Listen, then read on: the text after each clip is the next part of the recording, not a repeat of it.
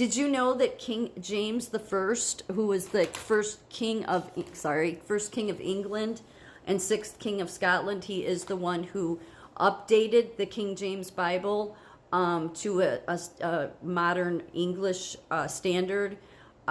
He's responsible for spreading Jesus's word the farthest, probably than anybody else, really. He's also related to Donald Trump. Well, he wrote a book himself. This is its original form. Obviously, you can't really tell, but this was the original. And this is now what you can get if you want to buy it. Demonology by King James the First. Yeah, he wrote a book about, here, let me tell you about it. It doesn't surprise me, given that, the Catholics tried to blow him up in Parliament and everything else they tried to do. And there were so many factions with the religious stuff. But he was really...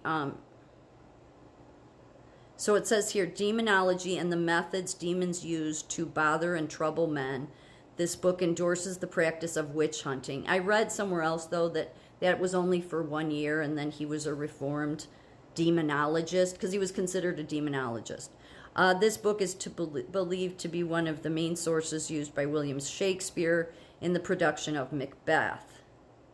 Shakespeare attributed many quotes and rituals found within the book directly to weird sisters, it says. I think witch sisters.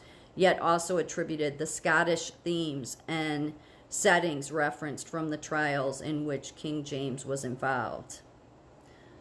King James wrote a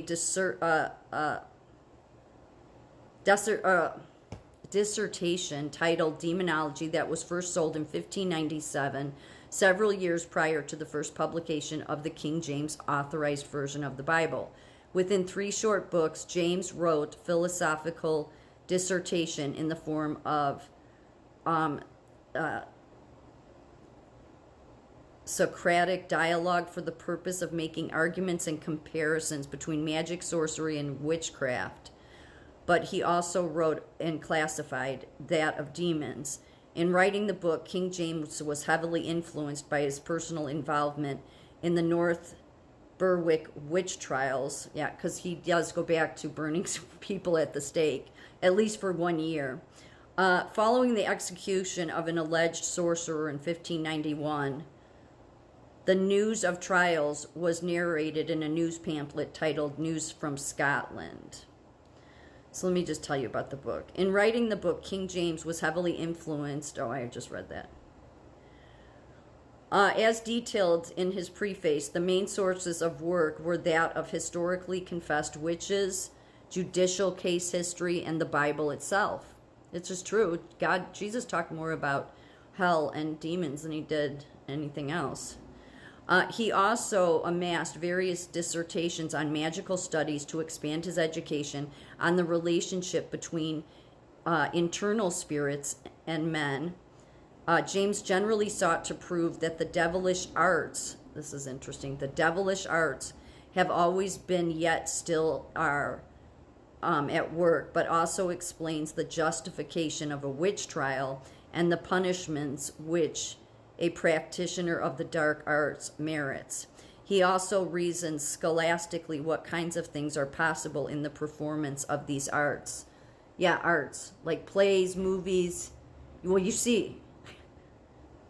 And the natural causes of the devil's power with the use of philosophical reasoning. King James sought to prove the existence of witchcraft to other Christians through biblical teaching. Let's see. So book 1 has the argument for the first book is on the following topics regarding the description of magic, the division of various magical arts with comparisons between necromancy and witchcraft, the use of charms, circles, and conjurations, the division of astrology, the devil's contract with man, comparisons between the miracles of God and the devil. The purpose of these practices is to advise people. Book 2, the main arguments of the second book, is based on the following topics regarding the description of sorcery and witchcraft. The difference between biblical proof, Oh, why is my phone doing that? Whoops. Sorry. Go back.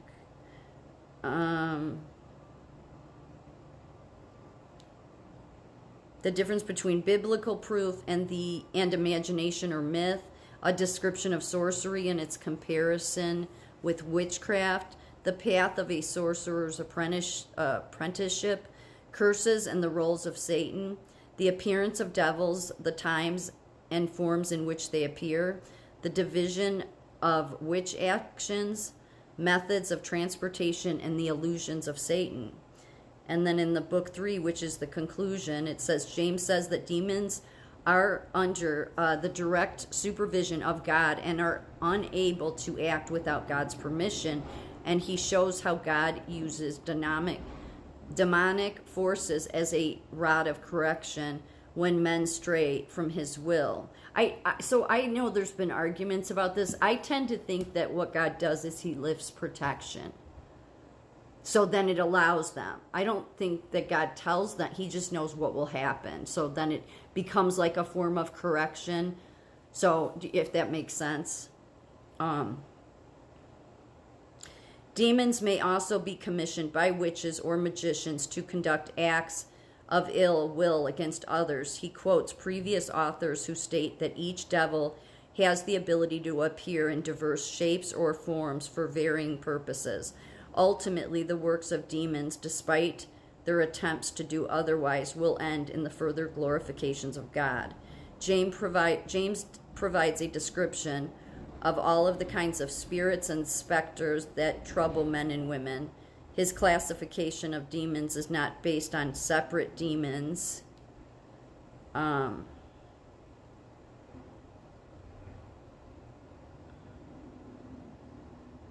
It's not based on separate demonic entities with their name, ranks, or titles.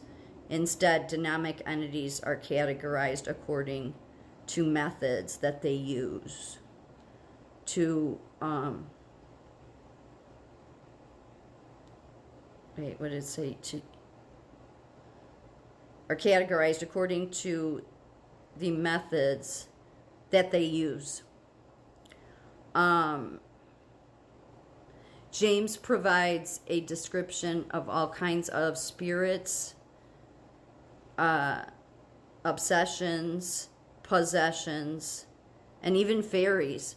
Fairies, illusionary spirits that prophecy, consort, and transport their servants. Possession spirits that enter inwardly into a person. He does say that he even has that there was something in here about politics. He became a reformed demonologist. Like, he wasn't like burning everybody at the stake. I think it was for 1 year, and given that everybody was trying to kill him because of the church, there was so much of the factions of the church, the Catholics, who he was really having problems with. But there was a lot of people trying to kill him, not just the Catholics. So I wanted to read what he said here about Reformation. The Reformation, though, he has the politics of demonology. This is another cover for the book.